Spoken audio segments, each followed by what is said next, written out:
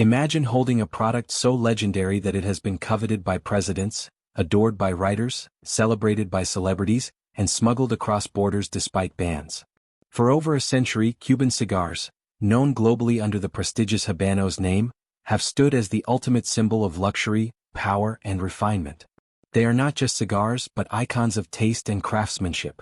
From the lush green valleys of Cuba to the hands of master rollers who treat each leaf as if it were fine art, Habanos are more than tobacco, they are history wrapped in silk-like leaves.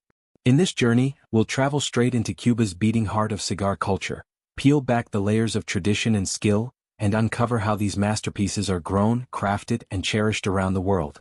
If you've ever wondered why Cuban cigars are considered the gold standard, prepare to discover the story behind one of the world's most celebrated luxuries.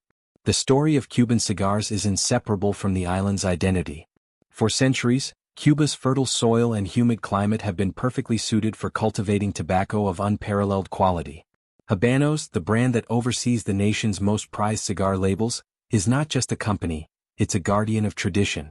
Established in 1994 as the official state-owned distributor, Habanos S.A. manages some of the most legendary names in cigar history: Cohiba, Montecristo, Partagas, Romeo y Julieta, and H. Upmann, to name just a few. These cigars have been enjoyed by figures as towering as Winston Churchill and Ernest Hemingway, embedding themselves into cultural memory. Even today, when a Cuban cigar is lit, it carries with it echoes of Havana's colonial past, smoky jazz clubs, European drawing rooms, and international power deals sealed with a puff of blue smoke. The mystique of Cuban cigars only deepened after the Cuban Revolution of 1959 and the subsequent U.S. embargo. When President John F. Kennedy signed the embargo banning Cuban imports, he first ensured he had secured a personal stash of over 1,000 Cuban cigars, a detail that only added to the allure. Suddenly, Cuban cigars were forbidden fruit for Americans, turning them into coveted symbols of rebellion and sophistication. Despite the embargo lasting for decades, demand never faded. In fact, the ban only amplified their status as the most sought-after cigars in the world. They became the stuff of legends, smoked in secret, traded among elites, and revered as the pinnacle of cigar-making artistry. But what makes a Cuban cigar so special? The answer begins in the Vuelta Abajo region of Pinar del Rio, a western Cuban province often called the Mecca of tobacco. Here, the soil composition, climate, and rainfall create conditions found nowhere else on Earth. Seeds are carefully sown in nurseries and shielded from the harshest rays of the Caribbean sun. Once transplanted into the fields, the plants demand a perfect balance of sunlight and shade.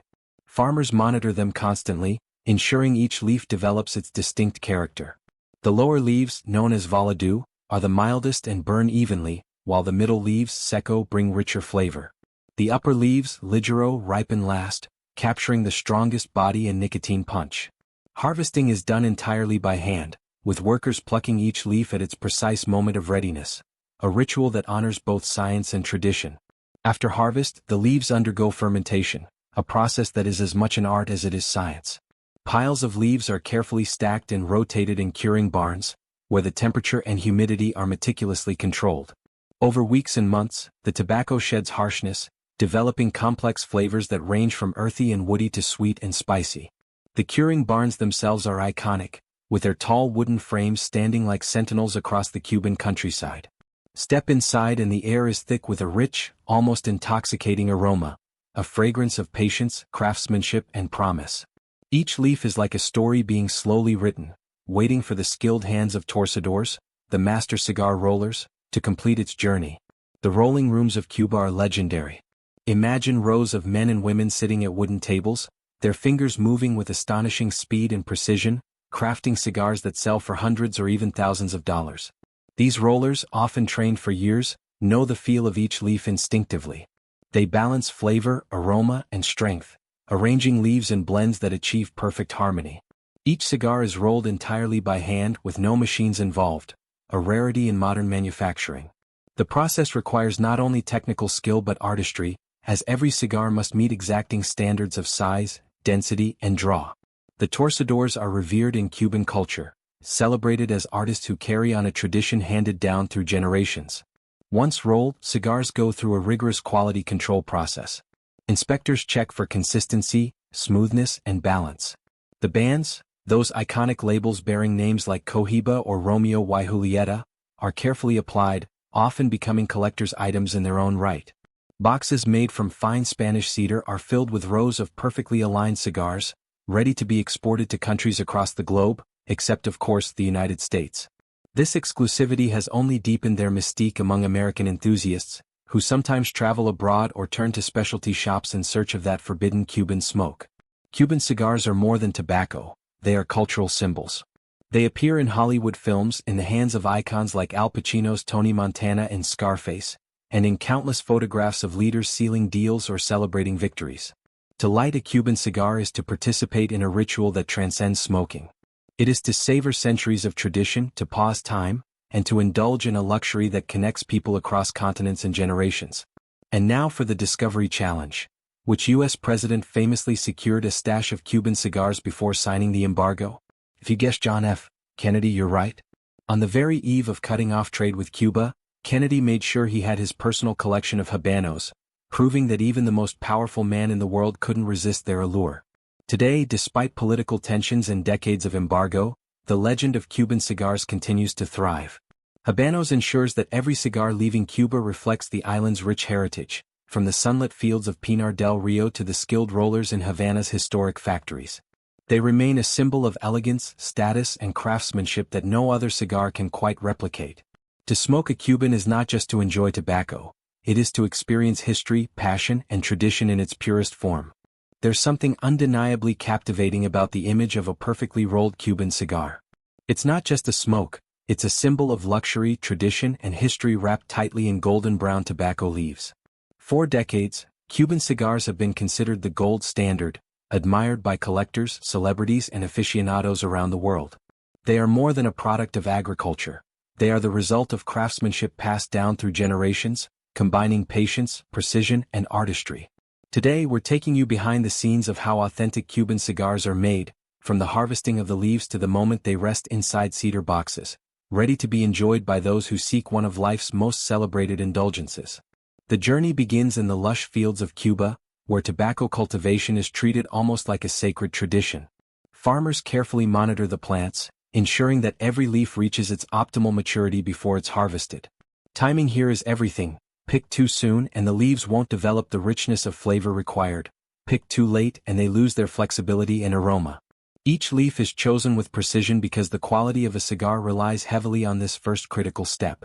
Imagine the farmer's eyes scanning across rows of emerald green, selecting leaves that have absorbed just the right amount of Caribbean sun and rain. The harvest marks the beginning of a transformation, one that turns these green living plants into golden brown treasures prized across the globe. Once harvested, the leaves don't head straight into rolling.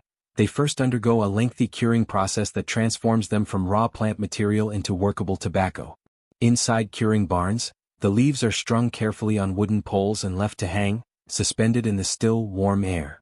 These barns aren't fancy, they're built to let the natural climate of Cuba do its work. Over the course of 25 to 50 days, the tobacco slowly dries, changing color from vibrant green to deep earthy tones of brown and gold. The environment plays a delicate role here. Too much moisture can lead to mold, while drying too fast leaves the tobacco brittle and unusable. Every day, workers monitor the barns, adjusting ventilation and carefully watching for changes. This phase doesn't just dry the leaves, it develops the pliability, texture, and subtle notes of aroma that are essential for rolling high-quality cigars. By the end of curing, the leaves are taken down, sorted, and bundled together, ready for their next stage of refinement. As the leaves rest, it's worth pausing to reflect on the cultural place Cuban cigars have carved in history. Beyond being luxury items, they've become icons in popular culture. Think of the mafia bosses in Goodfellas leaning back with a thick Cuban cigar, or Tony Soprano in The Sopranos puffing away as a symbol of authority and rebellion. These moments in cinema elevated cigars from a simple indulgence into symbols of power, tradition, and the forbidden allure of something banned in the US for decades. In fact, ask any cigar enthusiast in America, and they'll tell you Cuban cigars are not just smokes, they are the stuff of legends, made more desirable by their restricted status. Once curing is complete, the most celebrated step of all begins, the rolling process. This is where craftsmanship shines, and it's often performed by skilled torcedores, or master cigar rollers, whose hands have been trained for years to perfect this art. The process starts with a master blender selecting leaves for the filler, the heart of the cigar. Each filler leaf is chosen for its distinct qualities, Some provide strength, others flavor, and others aroma. Layering them together creates a balanced blend that delivers the smooth draw and even burn that aficionados expect. These filler leaves are then bunched together by hand, rolled in a binder leaf that holds everything tightly in place. At this point, the cigar is shaped but not yet finished. To ensure consistency, the cigars are placed into wooden molds, where they rest under light pressure. This step guarantees uniform size and form across every cigar, a hallmark of premium production. Once the shaping is done, the most beautiful part of the leaf, known as the wrapper, is carefully applied. The wrapper isn't just for looks. It contributes to flavor and aroma while also giving the cigar its silky, luxurious appearance. This step requires incredible precision. A single imperfection in the wrapper leaf can ruin the cigar's presentation. Finally, a small cap is placed at the head of the cigar to prevent unraveling, and the cigar is trimmed to its proper length. What began as loose leaves now looks like the classic form that cigar lovers recognize and admire. But even after all this meticulous work, the cigars aren't ready to smoke. They now enter the aging phase, a final chapter that transforms good cigars into extraordinary ones. The freshly rolled cigars are placed inside cedar-lined aging rooms, where they remain for weeks or even months. The cedar does more than just store the cigars. It breathes with them, helping the tobacco blend and mellow, while adding a subtle woody aroma that deepens the flavor profile. This stage is all about patience. The longer the aging, the more refined the taste becomes, turning sharp edges of flavor into smooth, balanced notes. When you light a cigar that has rested in cedar, you're not just tasting tobacco, you're experiencing layers of history and care that have merged into one. Once aging is complete, the cigars are ready for presentation. Workers carefully band each cigar with labels, a finishing touch that identifies the brand and preserves its prestige. From there, the cigars are placed into handcrafted cedar boxes that not only protect them but also continue to preserve their freshness during transportation. These boxes, often works of art themselves, are then sealed and prepared for shipment around the world. For decades, many of these shipments never officially reached the United States, adding to the mystery and desirability of Cuban cigars among American enthusiasts. Speaking of the U.S., Cuban cigars have a fascinating political backstory tied directly to one of America's most famous presidents, John F. Kennedy. In 1962, just before signing the embargo against Cuba, Kennedy reportedly sent his press secretary, Pierre Salinger, on a mission to secure as many Cuban cigars as possible. The result? Around 1,200 Petit Upmann cigars were collected overnight, enough to satisfy Kennedy's personal taste before officially cutting off Cuban imports. It's a legendary anecdote that perfectly illustrates how Cuban cigars weren't just luxury items. They were part of global politics, prestige, and even presidential indulgence. Beyond cigars, Cuba itself is a place steeped in richness and beauty. It's the largest island in the Caribbean, lying at the crossroads of the Caribbean Sea, the Gulf of Mexico, and the Atlantic Ocean. Its capital, Havana, is a city of contrasts, filled with vibrant streets, colonial architecture, and a rhythm of life that has made it a UNESCO World Heritage Site. Tourists flock to its pristine beaches, Varadero, Cayo Coco, and Cayo Largo, where turquoise waters meet soft white sands. Tourism has grown into one of the country's strongest industries, alongside its historic cigar trade, bringing millions of visitors each year to experience Cuba's unique blend of culture, history, and natural beauty.